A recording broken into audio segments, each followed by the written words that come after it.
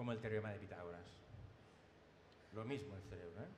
Lo que pasa es que el cerebro de Pitágoras nos sirve para justificar nuestro conocimiento, que no es información, es otra cosa. Estamos hablando de placer e información. No vamos a ir más allá porque si no estaríamos aquí hasta pasado mañana. Pero esa es la idea. Bajemos un poco. Eso se trata, me han dicho, de que es un taller en el cual vamos a hablar de los sentidos a nivel, podríamos decir, intelectualizarlo se puede, evidentemente. Ahí hace un rato estábamos hablando de la antropología sensorial, que también culturalmente es muy importante, cómo construimos la realidad no solamente con lo que percibimos, sino con toda la carga que llevamos dentro. Percibimos, y como os he dicho, la imaginación y la realidad se nos mezclan. Todos llevamos un bagaje cultural, todos sabemos que hacemos frente a comidas que medio mundo hace y al revés, nosotros no nos comeríamos una tarántula, pero en cambio hay culturas que les parece exquisita. Eso es un referente cultural sensorial.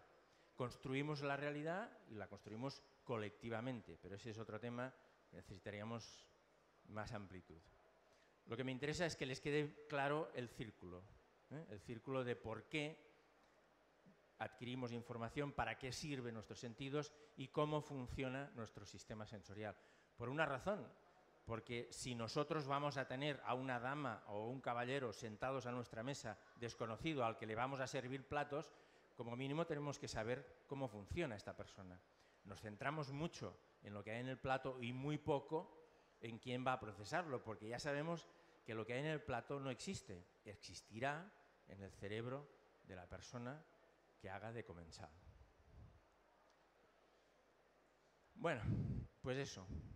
Entremos un poco en el tema ya más, ¿qué pinta la información en la cocina?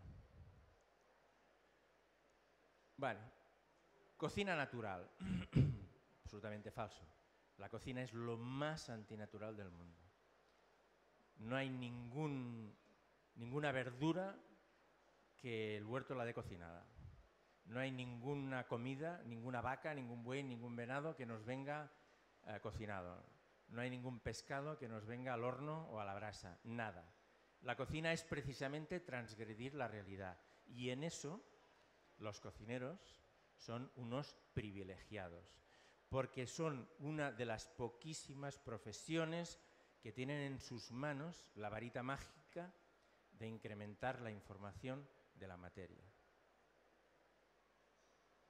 Cocinar es incrementar la información de los ingredientes hasta construir un plato.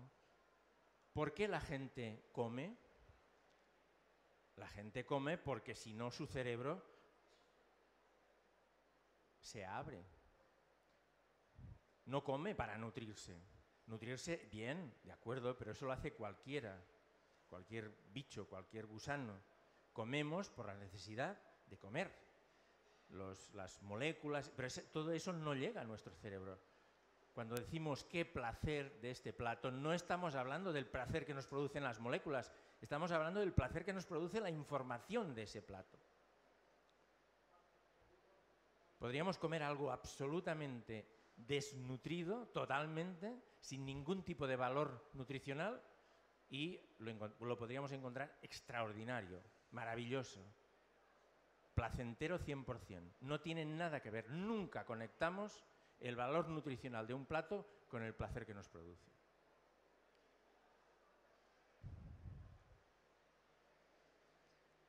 ¿Cómo se cocina la información? Claro, ustedes dirán, bueno, muy bien, eso es fantástico, pero ¿y qué? ¿Qué hago yo con la información de los platos? Bueno, les voy a dar, a título de ejemplo, 4 puntos de cocción, para entendernos, para utilizar un lenguaje culinario, de la información. ¿Cómo se incrementa la información de un plato? Pues que ese plato tenga más mensaje. Es decir, que haya más cantidad de elementos que produzcan información. Por ejemplo, como ahí se ve, ¿no? No es lo mismo un tomate que toda la verdulería. Hay mucha más información. Colores, por ejemplo. Sabores, por ejemplo. Que haya mucha información. Cuanta más información, el primer más es este. Segundo, que el mensaje nos llegue de varios receptores. Si solo es sabor, 1. Si es sabor, o sea, si es gusto, 1. Si es gusto y olor, sabor, 2. Si además sonido, 3. Si es tacto, 4. Fantástico. Y la vista, 5. Cuantos más receptores nos manden información sobre ese plato concretamente, más se incrementará la información del plato. 3. Más complejidad, impredictibilidad. Impredictibilidad. Es decir, mezclar cosas que aparentemente no tienen nada que ver en nuestro cerebro. Y ahí sí entramos en el tema cultural. ¿Se puede mezclar esto con aquello? Sí. Hay mezclas para todos los gustos y gente que mezcla culturas, que mezclan cosas inverosímiles. Se trata de que sea inverosímil para nosotros, no para aquellas culturas, porque para ellas bueno, va a ser una cosa absolutamente normal. 4. Más persistencia.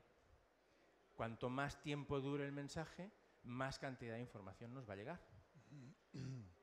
¿Ustedes saben por qué deglutimos un bocado que tenemos en la boca cuando estamos masticándolo? Por el cambio de sonido que se produce en nuestras mandíbulas. Tenemos sensores de sonido internos que cuando cambia la intensidad y la onda de esos sonidos, nuestro cerebro hace gluck. Es un sistema automático que se rige no por lo bien triturado que esté la comida, sino por el mensaje sonoro que produce. Por tanto, la persistencia está muy relacionada con la cantidad de información que llega. Una cosa que suene mucho y mucho rato, vamos a tardar más en deglutirla y por tanto vamos a tenerla mucho más expuesta a nuestros sentidos. Claro, aquí tenemos una panoplia de posibilidades, ¿no? Conseguiremos tener una gran cantidad de información, puede que esto sea una explosión, querramos controlarlo. Si tenemos algo que tiene muy poca exposición, como una sopa, que tiene poca persistencia, podemos incrementar el mensaje o incrementar la complejidad, la impredictibilidad. Tenemos varias cosas con las que jugar. Eso no es, ni mucho menos, cerrar la receta, es simplemente una exposición a título de ejemplo. Ustedes seguramente, tranquilamente, encontrarán muchos más puntos de cocción de la información. ¿Qué pasa cuando nosotros preparamos un plato para un comensal? Bien. Nosotros queremos que el comensal lo disfrute, que tenga el máximo placer, por tanto, que adquiera la máxima cantidad de información. Y queremos que cuando llegue a los postres, al final de todo, al café, luego hablaremos del café, que es muy importante, cuando lleguemos al café estemos bien, ¿no? ¿Cómo está usted? Bien, ¿no? Vamos, bien, bien. Esos dos puntos, que es un poco como una cuerda, tiene un punto de partida y un punto de llegada. El punto de partida es una tensión. Entramos en el restaurante, vamos a comer esto, me han dicho que hacen una cosa estupenda. Tenemos la carta, escogemos, nuestro sistema va descartando, porque claro, si no tienen elefante a la parrilla, eso ya no es algo que va a estar en nuestras posibilidades, es información que vamos descartando, ¿no? Pero vamos creando una cierta tensión. Miren, esa es la tensión de los regalos de Reyes. Ustedes tienen allí el regalo y van a abrirlo y por un lado quieren saber inmediatamente qué tiene, pero por el otro se van aguantando porque es la sensación, ¿no? Ese punto es información. Ese es el punto de partida. Hay que tirar de esa tensión y saber mantener la ansiedad que produce la sorpresa. El punto de llegada es saturación. Bien, ¿no? Eso podríamos denominarlo científicamente el tedio, ¿no? Ya está bien, no quieres comer nada más, te has quedado bien. Claro, no te puedes pasar. No puede resultar que cuando alguien termine el último plato diga, es que no puedo más, ¿no? Porque estaríamos en el uff, ¿no? Vamos a intentar mantenernos en ese equilibrio. Es decir, es una cuerda tensa, que nos sirva un poco como metáfora,